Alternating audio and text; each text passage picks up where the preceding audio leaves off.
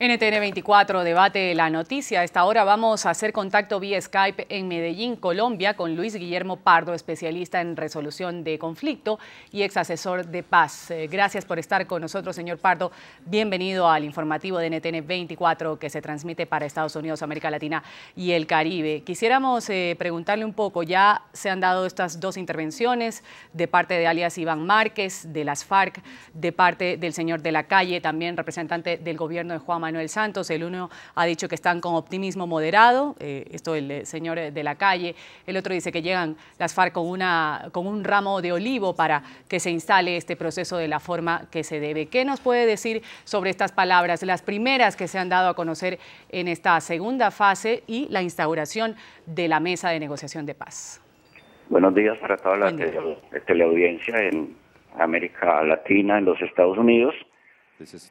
Ruth, Ronald, la verdad es que antes que un rabo de olivo, yo creo que fue un juguete. Fue una postura de Iván Márquez bastante complicada.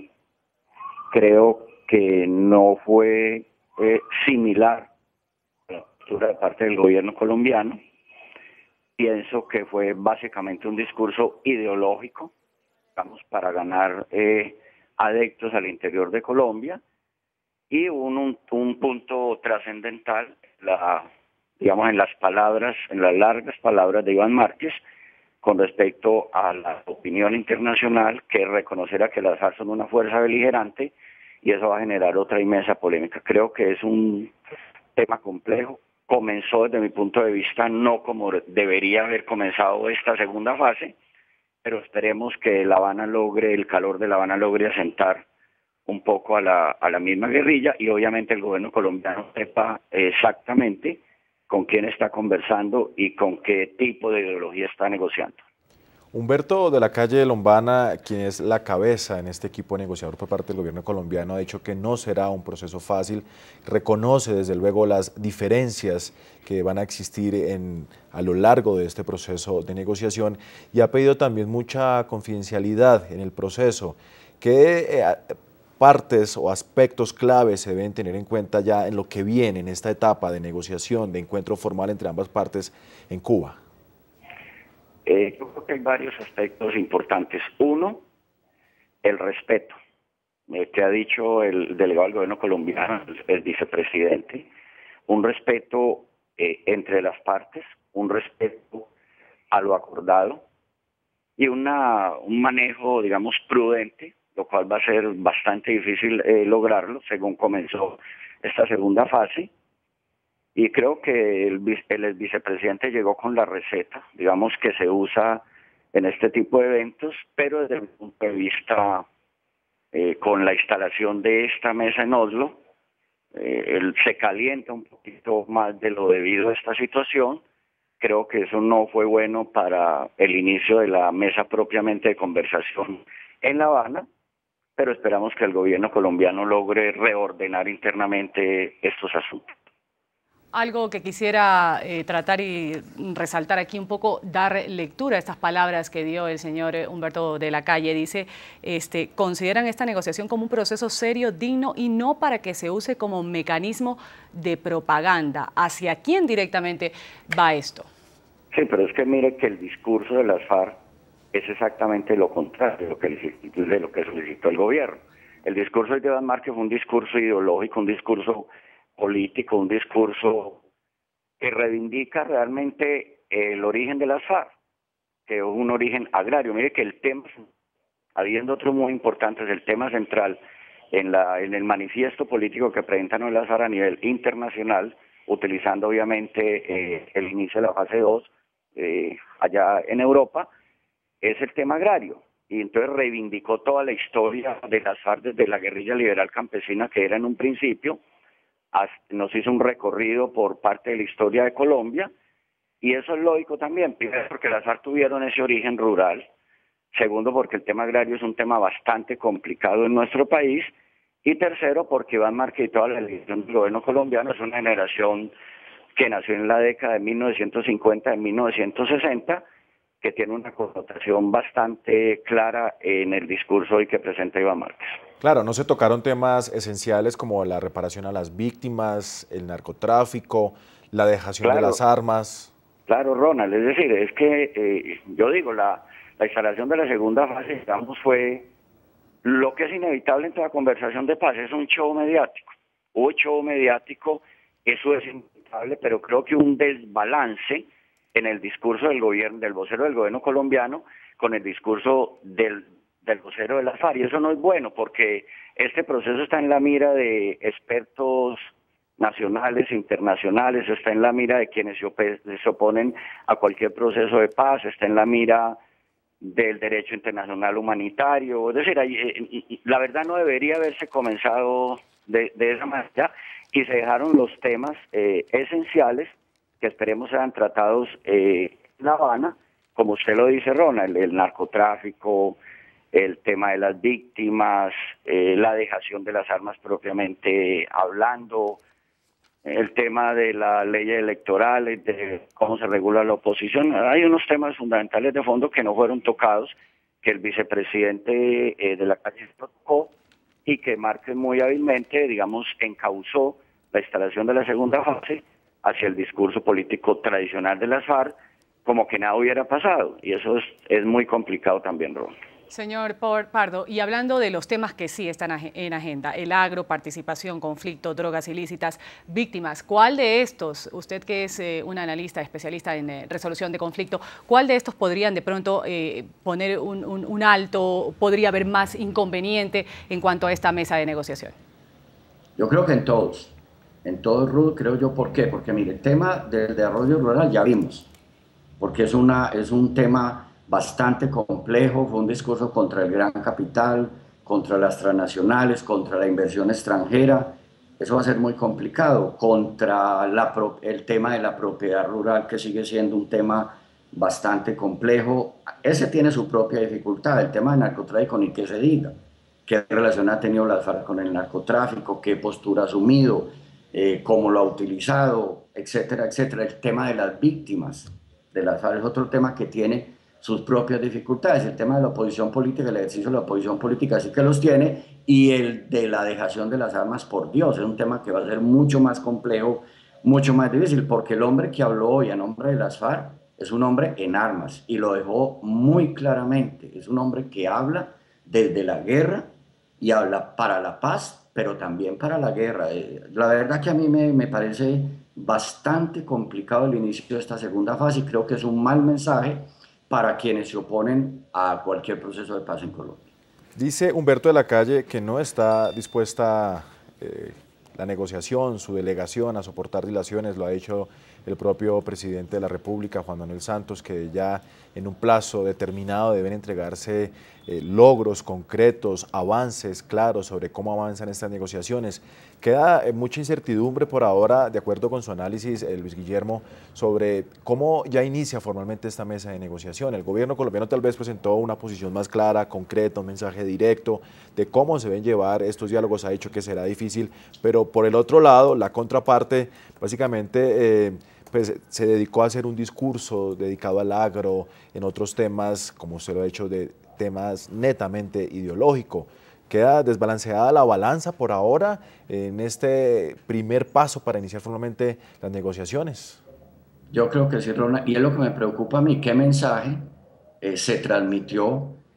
Creo que el presidente Santos va a comenzar a tener una presión desde adentro y desde afuera bastante complicada. Hay que hacer una evaluación concreta, muy correcta, porque si en La Habana se va a trabajar de esta manera, yo que era optimista con este proceso, hoy quedo yo personalmente con gran incertidumbre frente a cómo evoluciona esa conversación. Nos queda la posibilidad de que haya sido un discurso utilizando una tribuna internacional con muchos medios internacionales también para decir estos somos nosotros, hemos sido estos, digamos, para llegar pisando duro.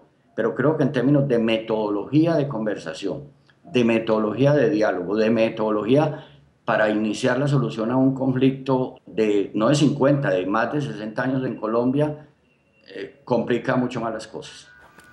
¿Qué significa esto realmente para los colombianos? Hablando hoy, muchos han citado en la prensa de Colombia como un día histórico, un día en el que parte una nueva ronda de negociaciones entre el gobierno de Colombia y FARC. En otras ocasiones se ha dado un intento fallido. Le quisiera preguntar a usted, que está en Colombia, que está más de cerca con las personas, con sus compatriotas. Hay quienes están escépticos, otros que tienen mucha confianza en este proceso de negociación. ¿Qué significa para los colombianos el día de hoy iniciar este proceso de negociación y, por supuesto, tener éxito? Nosotros, Ruth, tenemos una frase que es cayó como un baldado de agua fría, porque el inicio de esta segunda fase, digamos, a las FARC les faltó más generosidad desde mi punto de vista. El gobierno colombiano fue generoso en su discurso. El vicepresidente dio vueltas, trató unos temas normales, digamos, con guantes de seda. Yo no sé, es decir, la Cámara no logró enfocar los rostros, por ejemplo, del general Mora. A mí me hubiera gustado tener el semblante del general Mora o del presidente de la ANDI, Luis Carlos Villegas, porque creo que estaban impactados negativamente por esa situación. Yo pienso que no se comenzó correctamente la segunda fase. Esperemos que las cargas se vuelvan a nivelar, pero creo que internamente para Colombia dejó un sinsabor que esperemos haya sido transitorio, haya sido, digamos, producto de la emotividad del día de hoy en Oslo, pero que se reencauce la negociación correctamente en La Habana y se nivelen ese equilibrio en la fuerza. Pero creo que va a haber una gran presión a partir del discurso hoy del vocero de las FARC sobre el presidente Santos, no solo desde adentro de su gobierno, sino desde clásicos opositores de él y de sectores internacionales. Va a ser de difícil manejo cómo va a abordar el presidente Santos esta instalación de la segunda fase de la mesa en Oslo. Luis Guillermo, se puede decir que eso hace parte del proceso, ¿no? Ir resolviendo esas primeras dificultades grandes, pequeñas, que se puedan presentar durante el camino. Pero hay algo muy importante y es que las voluntades están puestas sobre la mesa y sobre eso también se puede avanzar por un buen futuro para llegar a la paz en Colombia, que es lo que tanto necesita ese país. No, lógico, claro, es decir, lógico que hay voluntad, o si no, no estarían sentados allí, pero también los temas son de forma, Ronald, es decir, tú comienzas con el pie derecho, con el pie izquierdo, una conversación de paz.